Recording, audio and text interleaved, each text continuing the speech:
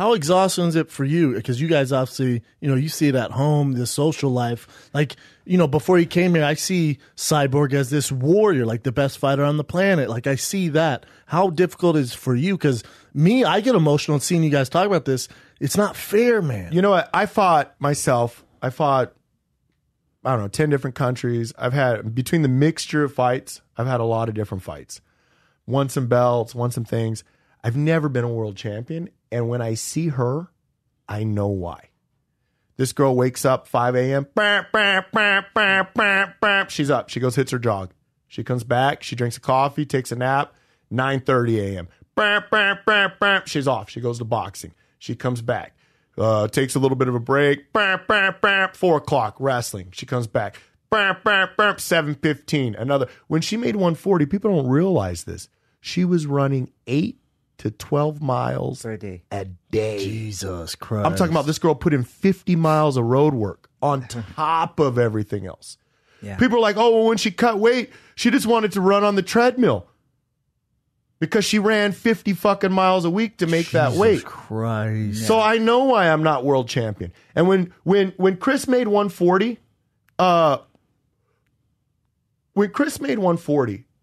the boyfriend. Yeah. I fight, so I'm like, okay, I have to drag your ass down and make sure you make the weight. So I've got you crying. I'm actually worried that, like, hey, let's make sure we get all of her fights, we run her to the hospital before we start the weight cut, and we run her to the hospital after the weight cut. I don't know how many fighters really do that, but we pay for that. We do it because we know it's an unsafe weight cut. Mm-hmm. The entire time she's doing the weight cut, we've got a heart monitor strapped up to her. We are legitimately concerned for her health. And the thing is for what? What were those 2 fights at 140 for? For what? What were they for? Why couldn't it be at 45? What were they for? I have no idea. And who were they against? Yeah. Just to see her murk these girls, what she would have done at 45 and not kill herself? So, and I understand the goal was to get her down to 135, and that was really the goal. But never know they're not going to close fight. But now we fast forward, and you got Dana White giving interviews talking about, well, we can't really have enough women divisions. And the more weight classes we bring in, I'm on board with adding in weight classes. So, basically, you're telling us, okay, look, I know you did 5 fights. But for 5, 6, and 7, we're going to have you fight girls that you could have fought 1, 2, 3, 4, and 5. So basically those 5 fights, I mean, you didn't really waste your career because, we did give you a little bit of promotion over the last year. But when you think about it, man, she hasn't fought in 10 months. During that 10 months, we had that whole USADA fiasco. Yep. What type of work between the 2 companies have been done to help repair the damage done to this company? And now Cris made a bad decision about not putting the TUE process in order. And I would say that this was more bad advice from her doctor. She didn't really have a clear understanding of the policies and procedures. Either way, you guys. But now, tell me the reason for Joe Rogan saying you're going to be banned for life. Tell me the reason for saying that she's going to have to cut her dick off to make 135. Tell me the reason for saying that, we know why she was turning down those fights now and alluding to the fact that it has something to do with Bomba. Tell me that. Out of those 3, though, so Tony Hinchcliffe is a comedian. Rogan's is comedian personality, right? So let's just. I want to hear this. But the issue there is the owner of the company. When he's in on it, that's where you have Joe Rogan's not issue. A comedian when you're flying back from a UFC company event on a UFC company transportation. He's an employee. Yeah. He's an employee. But what I'm saying is it's not like you're a if I were to sit here and ask friends, name me a personality from the UFC, how long would it take before Joe Rogan's name got named? Well, he's number 1, yeah. So you're a direct reflection on this. And if we are 2 companies, we have to help. The last 10 months, we're 2 companies. Cris is paying Ford for what? Because we covered this earlier. She takes her 10% of the gate and she gives 90% of the gate in exchange for promotion. So for the last 10 months, okay, we fought Brasilia. We fought Curitiba. Curitiba, 54,000 fans. Anderson Silva pulls out of the main event or the co-main event, and Cris still adds roughly 50,000 buys to Mark Hunt and Verdum's pay-per-view number. Okay, Brasilia, she beats... Mark Hunt and Milcic? No, it was Mark Hunt and Verdum did 180,000 okay. pay-per-view buys. Yeah, okay. Miocic and Verdum did 100 or did 220. So who attributed for the extra 50,000 buys? Yeah. Anderson Silva wasn't on the card. It was Cris Cyborg's debut. Okay, UFC Brasilia, she breaks the gate. So let's just say off of both of those events, let's do it conservative. Let's say they only made $4 million off of both of those events. Cris has paid forward $8 million for promotion.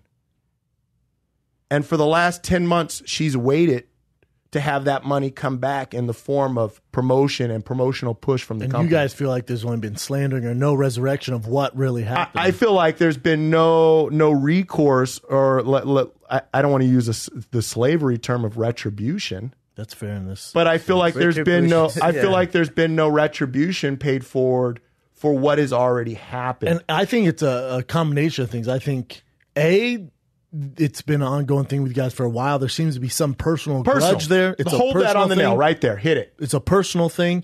Two, since they sold a WME IMG, they really don't know what they're doing. So a lot of guys aren't getting promoted. So you're getting lost in that shuffle. So you have this perfect storm where it fucks you guys over. And the end result is this. Yeah. How this is? Here's my question, to you guys.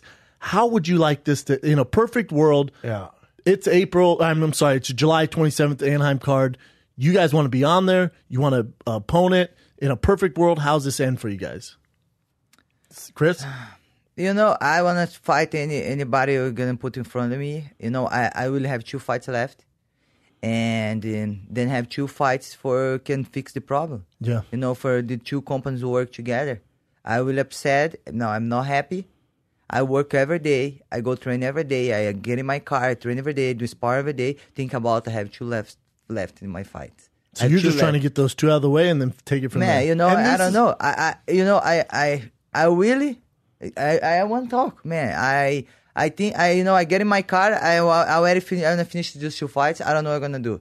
I love my job, but I'm tired of all these things.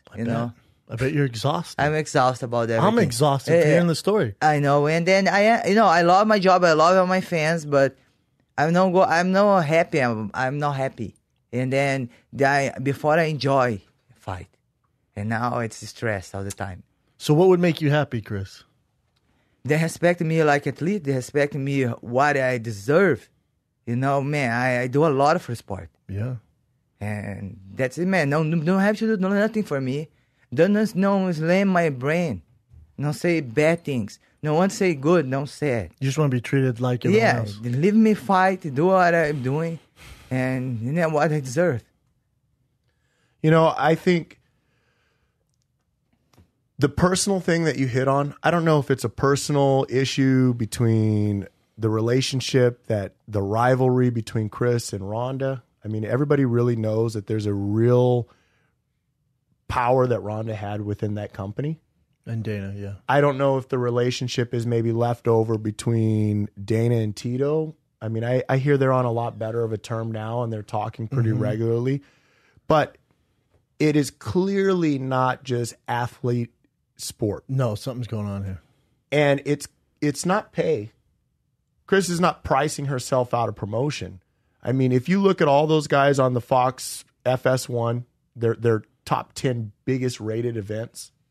There's nobody that has had a top 10 ratings for FS1 that made less money than Cris.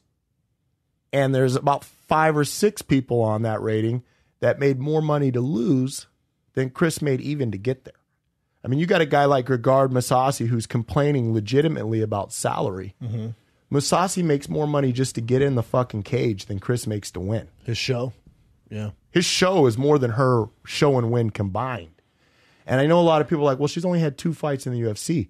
But that's what people don't understand. She's 5 fights deep.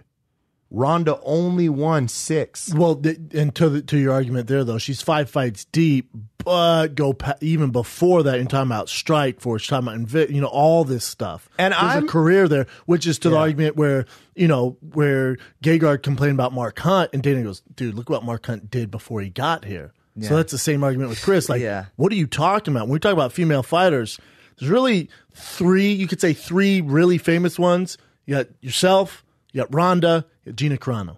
Outside that, Joanna's getting there, but she has a lot look of at work the to push do. she's getting. Well, she's getting a ton of push. Ton of push. Yeah. I mean, the whole press conference was scheduled around her event. Yeah. Everybody was there. She's co-main event with Connor. She's co-main event with Ronda. She's on The Ultimate Fighter. She's on Big Fox. If you look at Misha, Holly, Joanna, and Cyborg. So those are the 4 biggest names now. The only one never to fight on Fox, Cris Cyborg. The only one to never get a performance bonus, Cris Cyborg. What? The only You've one, never got a bonus? Never. The only one to fight on. I've lost all The energy. only one to fight on Fight Pass more than once is Cris Cyborg.